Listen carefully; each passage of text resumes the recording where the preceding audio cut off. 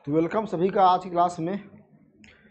BPSC के जैसा जो सिलेबस आपका दिया है झारखंड में एकदम फोटो कॉपी है, कट एंड पेस्ट है, समझिए कॉपी एंड पेस्ट है।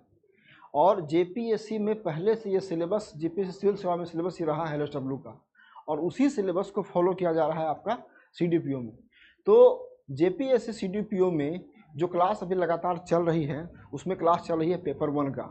पेपर 2 का मात्र 2 क्लास अभी हुआ है, लेकिन पेपर 1 पहले ख़त्म कर लेंगे तब क्लास पूरा करेंगे पेपर 2 का। पेपर 1 की जो अगली क्लास है उस क्लास में आज की जो क्लास है वो क्लास है द इक्वल रेम्यूनरेशन एक्ट 1976। 1975 के बाद ही इंडिया में ऐसा माहौल बनने लगा था कि जो on the basis of sex जो हो रहा है डिस्क्रिमिनेशन, मेल के आधार पे कोई फीमेल है तो उसको कम मिल रहा है, कोई अगर मेल वर्कर है तो मेल वर्कर को ज़्यादा मिल रहा है। अगर मेल वर्कर है तो मेल वर्कर को जो वेजेज या रेम्यूनरेशन है वो ज़्यादा मिल रहा है, और फीमेल वर्कर को कम मिल रहा है,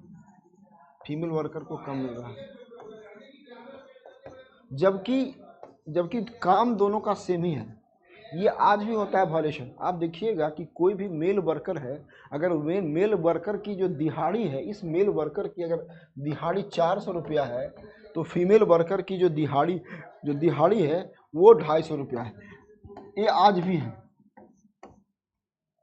ये बहुत बड़ा डिस्क्रिमिनेशन और भेदभाव समाज में चलता आ रहा था पहले से, और आईएलओ ने, खास करके आईएलओ ने कहना शुरू किया नहीं कि इंडिया को एक ऐसे एक्ट की आवश्यकता है जिस एक्ट में कोई भी डिस्क्रिमिनेशन अगर होता है on the basis of sex वो ख़त्म कर दे, और एक लॉ बने, एक रूल बने इंडिया में।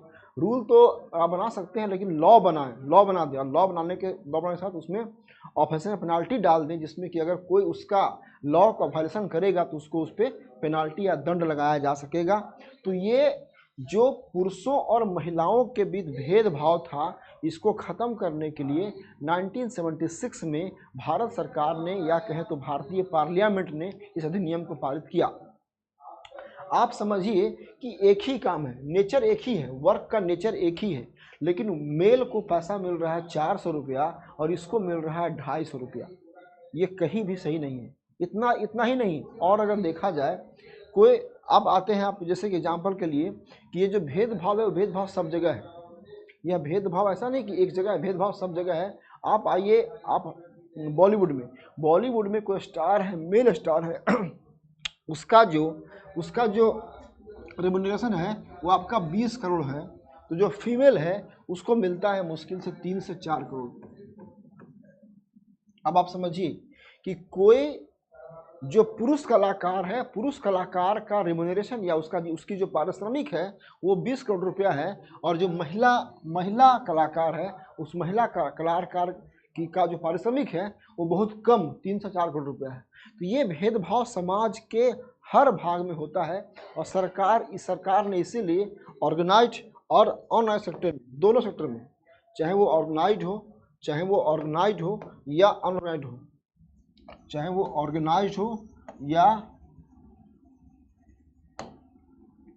अनऑर्गेनाइज हो, दोनों सेक्टर में सरकार ने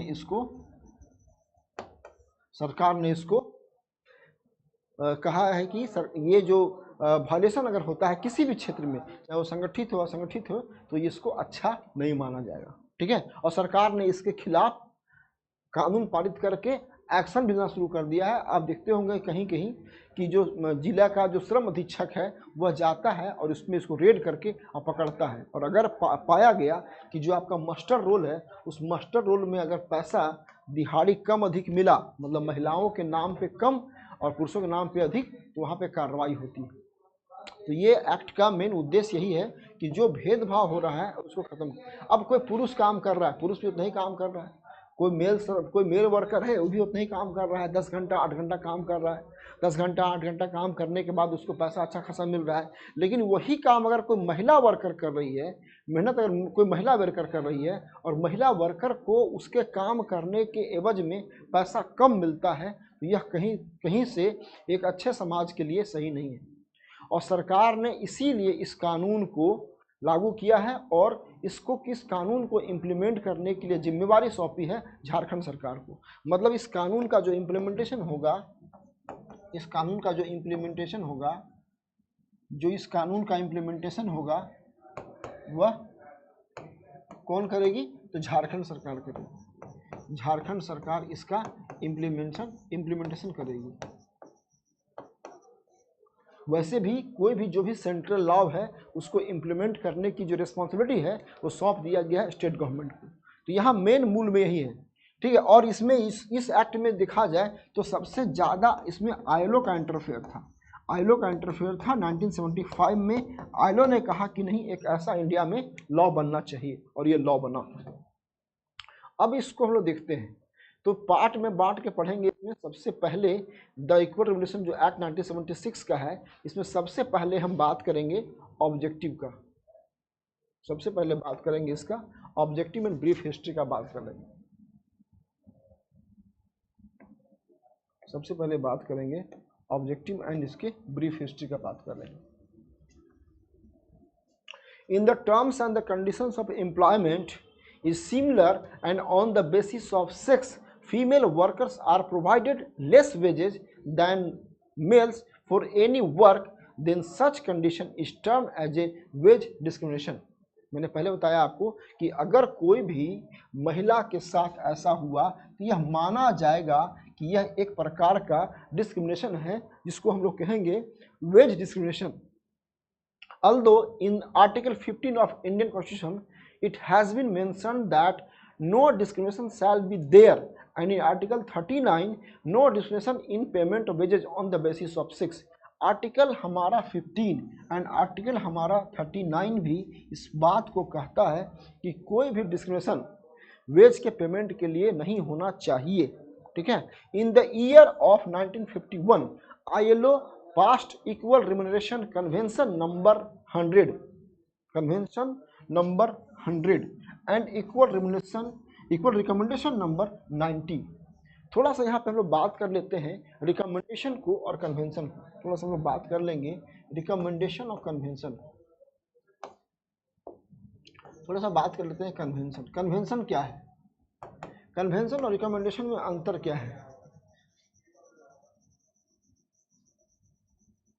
कन्वेंशन और रिकमेंडेशन में अंतर क्या है? कन्वेंशन वास्तव में एक तरह से कंपलसरी है। अगर आईएलओ ने कन्वेंशन को पास किया है, इसका मतलब कि ये कंपलसरी है। जो भी आईएलओ के मेंबर होंगे उनको उस कन्वेंशन को मानना बाध्यकारी, मतलब कंपल्सन होगा।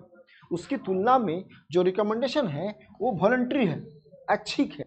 आईएलओ अगर पास करती है कोई रिकमेंडेशन, तो रिकमेंडेशन को मानने के लिए उतना बाध्यकारी नहीं है, उनकी इच्छा पे है। जैसे कि मान लिया जाए फंडामेंटल राइट का क्या है?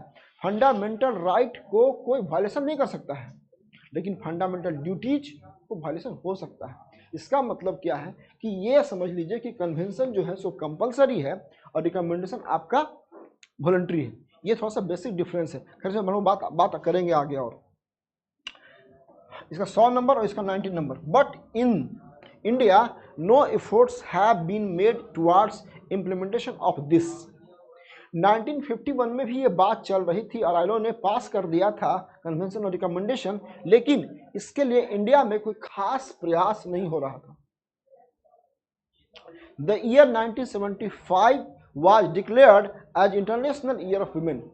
महिलाओं का अंतर्राष्ट्रीय वर्ष को डिक्लेयर किया गया 1975 by UNO। In the same year the Equal Remuneration Ordinance was passed। Lastly the central government passed the Equal Remuneration Act 1976। 1975 में ही आईएलओ ने कह दिया था कि अब इंडिया को अपना एक्ट पास करना या पारित करना कंपलसरी होगा, जो कि अब आईएलओ वेट नहीं कर सकता है। और आईएलओ 1951 से ही प्रयास कर रही थी कि इंडिया में एक ऐसा एक्ट बने, लेकिन बन नहीं पा रहा था। लेकिन 1975 के बाद भारत सरकार, इंडियन गवर्नमेंट को ये एक्ट को पास करना पड़ा। और ये जब एक्ट पास हो गया, इसका मतलब अब जो है किसी भी फील्ड में ऑर्गेनाइज कहीं भी होगा, वो सबके लिए रिम्यूनरेशन या जो मजदूरी वेजेज मजदूरी है वो सबको सेम मिलेगा, किसी को कम ना किसी को ज़्यादा।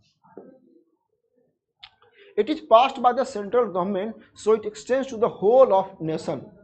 Power of implementation has been given to appropriate government. It is also known as wage legislation. वास्तव में इस एक्ट को किसने पास किया है? इस एक्ट को पास किया है सेंट्रल गवर्नमेंट ने। तो ये पूरे कंट्री में, पूरा होल नेशन में ये इम्प्लीमेंट होगा, लेकिन जो इम्प्लीमेंटेशन की जिम्मेवारी है, रिस्पॉन्सिबिलिटी किसको मिला है? वो मिला है स्टेट गवर्नमेंट को। अप्रोप्रिएट गवर्नमेंट यहाँ पे बात है, यहाँ पे वर्ड आ रहा है आपका अप्रोप्रिएट गवर्नमेंट, ये हम पहले बात कर चुके हैं। Appropriate government means either central government और स्टेट गवर्नमेंट। अप्रोप्रिएट गवर्नमेंट का जो अर्थ होता है वो आइदर सेंट्रल गवर्नमेंट है और स्टेट गवर्नमेंट, ठीक है ना। अब इसका scope and coverage, it applies to whole of nation, it is in all public sector, private sector, देख लीजिए सब जगह लागू होगा। ये पब्लिक सेक्टर में भी लागू होगा और लागू होगा प्राइवेट में, दोनों जगह लागू होगा, पब्लिक प्राइवेट दोनों में। And in all institution it is mention that within 3 years of passing of the act it shall be implemented in all establishment, it is applicable on the employed women। ये जैसे ही act पास होगा 3 साल के भीतर भारत के सभी एस्टेब्लिशमेंट में ये लागू हो जाएगा और जितनी भी महिलाएं काम करती हैं उस एस्टेब्लिशमेंट में उसके लिए एप्लीकेबल होगा। ये साफ साफ कानून में, एक्ट में बात को रखा गया। अब इसका आता है मेन प्रोविजंस। इस कानून का जो मेन प्रोविजन है उसको देख लेते हैं। Remuneration to be men and women workers for same work. It is mentioned that for similar type of works, equal wages shall be given to both male and female. No deduction shall be made from any wages to equalize the remuneration on the higher rate of wages payable for any specific works. The remuneration shall be made equal for male and female. Similar type का work होगा, अगर किसी भी work का nature similar होगा तो उसमें काम करने वाले सारे वर्कर्स या मेल हो या फीमेल सेम रिम्यूनरेशन मिलेगा,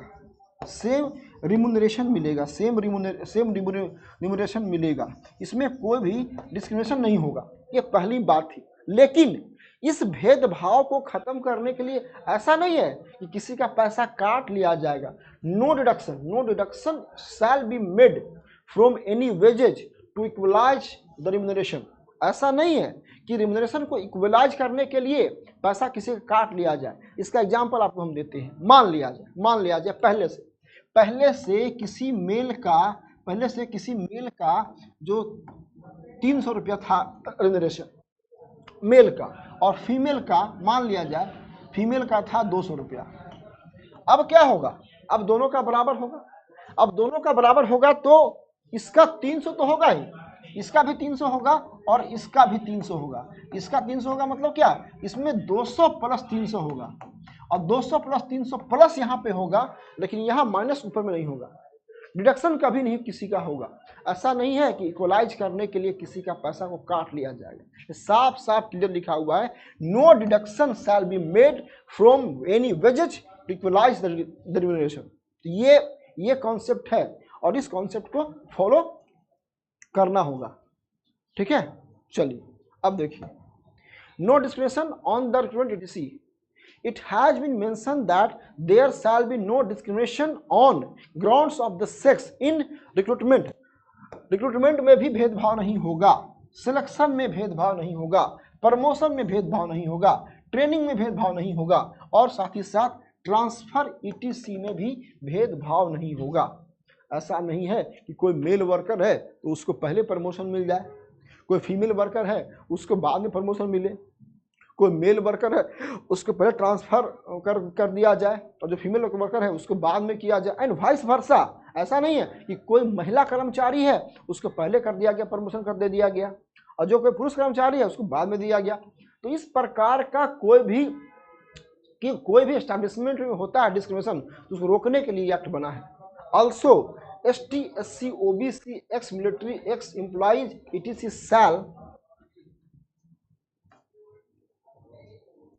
शैल कंटिन्यू रिजर्वेशन। लेकिन इसके लिए ऐसा नहीं है कि किसी ST SC OBC का आरक्षण का हक को मार दिया जाएगा। अब इस कानून को अगर लागू किया जाए और लागू करने के क्रम में आरक्षण को भी ध्यान रखा जाएगा, मतलब ये कानून लागू तो होगा लेकिन रिजर्वेशन पे कोई छेड़छाड़ नहीं होगा। रिजर्वेशन पे कोई छेड़छाड़ नहीं होगा, इसमें कोई छेड़छाड़ नहीं होगा। जैसे मान लिया जाए शेड्यूल कास्ट का 2 सीट है और 2 सीट को भेजना है प्रमोशन के लिए और वो दोनों मेल है। मान लिया जाए शेड्यूल कास्ट का 2 सीट है और इसको हमको भेजना है प्रमोशन के लिए, मान लिया जाए प्रमोशन के लिए, और यहाँ पे सिर्फ मेल वर्कर अवेलेबल है और हो सकता है कि यहाँ पे जनरल फीमेल वर्कर भी अवेलेबल है, लेकिन इनको नहीं करके इनको किया जाएगा ड्यू टू आरक्षण के चलते हो सकता है कि शेड्यूल कास्ट का कोई मेल वर्कर को प्रमोट कर दिया जाए और जो जनरल कास्ट की फीमेल वर्कर उसको प्रमोशन नहीं मिले। ऐसा हो सकता है क्योंकि उनका एक अधिकार भी अपना है। एक्ट तो इम्प्लीमेंट होगा ही, लेकिन एक्ट के इम्प्लीमेंट में जो आरक्षण है उसका वायलेशन नहीं होगा, ये देखा जाएगा। इसमें साफ साफ एक्ट में लिखा हुआ है। Advisory committee, it has been mention that the appropriate government shall constitute the advisory committee in which at least there shall be 10 members, there shall be at least 50% women members in this advisory committee। इस act को implement करने के लिए या women worker को आगे empower करने के लिए क्या बनेगी, एक कमिटी बनेगी। उस कमिटी का नाम होगा एडवाइजरी कमिटी और उसमें नंबर ऑफ मेंबर्स जो है 10 होंगे और 10 होंगे उसमें 50% अर्थात 5 मेंबर महिला होंगी। इसमें क्या होगा, इसमें जो नंबर ऑफ मेंबर्स होंगे ये 10 होंगे और 10 में कितना मेल कितना होगा, मेल होगा 5 और फीमेल होगा 5। Important advice regarding nature of employment, working period, working hours, it is given to the encourage the women employ. जो भी इसको पूरा अगर कंबाइंड रूप से कहा जाए ना, तो कंबाइंड रूप से हम टर्म यूज करते हैं बार बार, terms and conditions of employment. Terms and conditions of employment में सारा कुछ आ जाएगा। ये जो नेचर ऑफ एम्प्लॉयमेंट है सो भी आएगा, वर्किंग पीरियड भी आएगा, वर्किंग आवर्स भी आएगा, ठीक है ना, स्प्रेड ओवर भी आएगा। यहाँ पे मेंशन नहीं किया हुआ है लेकिन स्प्रेड ओवर भी आएगा, ये सारा कुछ आएगा। ओवर टाइम भी आएगा, सब कुछ आएगा। तो सबके लिए एक नियम फिक्स रहेगा। Given to the encourage of women employ, तो महिला एम्प्लॉयों को एम्पावर करने के लिए या उनको इनकरेज करने के लिए ये एडवाइजरी कमिटी क्या करेगी, ये कमिटी सजेशन देगी, राय देगी। Appointment of authorities, the appropriate government shall appoint the authority in appropriate numbers for the disposal of claims who shall be at least of labor officer level. The women employee may place her complaints before the authority for disposal. The decision made by the authority shall be imposed on the both women employee and employer. The decision of authority will be implemented compulsory. कभी कभी ऐसा होता है कि इसको कोई मानता नहीं है, तो इसके लिए इस एक्ट को इम्प्लीमेंट कराने के लिए एक अथॉरिटी होगी, जो अथॉरिटी इसको इम्प्लीमेंट करवाएगी, ठीक है ना, और इस सरकार इसको अपॉइंट करेगी। And the decision of authority will be implemented compulsory. अगर कोई इस अथॉरिटी ने कोई डिसीजन लिया तो उसको इम्प्लीमेंट करना कंपलसरी होगा, क्योंकि सरकार ने इसको जो अथॉरिटी जो इनको दिया है या इसको जो अपॉइंट किया है उसका काम ही है एक्चुअली काम ही उसका है कि वो उसको इम्प्लीमेंट करेगा, इसको कोई वायलेशन ना करे। और अगर होता है वायलेशन तो ऐसा नहीं है, सरकार फिर उसके आगे रखी अपील का कि अपील किया जाएगा, उस पर अपील होगा। The appropriate government shall appoint the appellate authority, जो जिन अथॉरिटी के पास हम लोग अपील करेंगे उसका नाम होगा अपीलेट अथॉरिटी। जिसके पास हम लोग अपील करेंगे उसका नाम होगा appellate authority. If the women employee or the employers is unsatisfied with the decision of authority, then they against the decision may appeal before the appellate authority within 30 days. In special condition, the appellate authority may also accept the appeal after 30 days. The decision made by the appellate authority shall be imposed on the women employee, employer and authority. तो इसमें साफ साफ बात है कि अगर कोई भी विमेन एम्प्लॉय या किसी को भी कोई नागवार गुजरता है, वो पसंद नहीं करते हैं, तो आप अपील कर सकते हैं हायर अथॉरिटी, ये जो बनी है अथॉरिटी उसके पास, कितने 30 दिनों के अंदर, 30 डेज के अंदर। अगर आप 30 दिन में नहीं भी कर पाए, विद इन 30 डेज नहीं हो पाया, तो इसको बाद में भी आप अपील कर सकते हैं। और फिर अपील होने के बाद अथॉरिटी, एम्प्लॉयर और एम्प्लॉय में ऑब्वियस सी बात है कौन एम्प्लॉय होगा, तो एम्प्लॉय में विमेन एम्प्लॉय होंगी, ठीक है ना। ये सब सारे मिलके क्या करेंगे, सारे मिलके इसको सुलझाएंगे, ठीक है ना। नेक्स्ट आपका है मेंटेनेंस ऑफ रजिस्टर। नेक्स्ट आपका है maintenance of register. The employer shall maintain the register and it shall be presented on the demand of inspector. एक मेंटेन होगा रजिस्टर, उसमें सब में नाम लिखा रहेगा, नेचर ऑफ वर्क रहेगा, कितना पैसा मिलता है सब लिखा रहेगा, और जब भी इंस्पेक्शन के लिए कोई आता है इंस्पेक्टर, तो इसको आपको दिखाना पड़ेगा, शो करना पड़ेगा। इसमें भी है, अगर आप शो नहीं करते हैं तो इसमें भी फाइन है, या इसमें भी आपका पेनाल्टी लगता है। Inspection, appellate authority government shall appoint the inspector in the appropriate number who shall be public servant, time to time they shall be inspect। Number of inspector fix होगा, वे सब जाएंगे, चेक करेंगे, और ये लॉ चल रहा है कि नहीं, कोई समस्या आ रही है तो उसको देखा जाएगा। अदर प्रोविजंस में है power to make rules. Power to make rules, power to make rules, the power, ये power to make rules actually होता क्या है ना, कि एक्ट बन जाने के बाद भी, एक्ट बन जाने के बाद भी अगर कोई उस कंटेम्पररी या कोई